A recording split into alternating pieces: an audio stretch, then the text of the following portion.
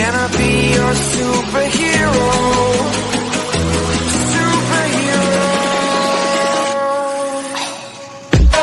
अस्सलामुअलैकुम दोस्तों, उम्मीद है आप सब खैरियत से होंगे। तो आज एक हम छोटा सा प्रोजेक्ट लेके आए हैं, रेन डिटेक्टर।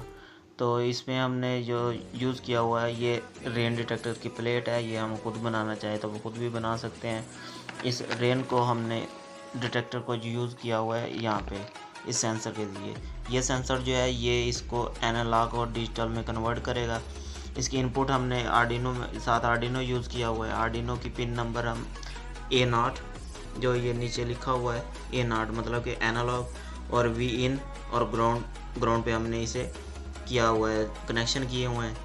साथ में इसको बैटरी के साथ हमने कंट्रोल किया हुआ है जो कि दूसरी 5 वोल्ट, और यहाँ पे ये हमने साथ बैटरी लगाई है। इसके नेगेटिव स्विच के साथ आ जाएगा और उधर से पॉजिटिव जो है 5 वोल्ट का वो स्विच के साथ कंट्रोल हो जाएगा।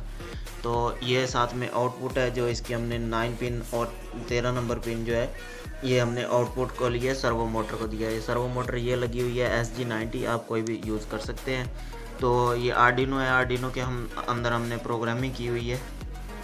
ये हमारे पास आउटपुट की है जो कि सर्वो मोटर के साथ कनेक्शन हो रहा है।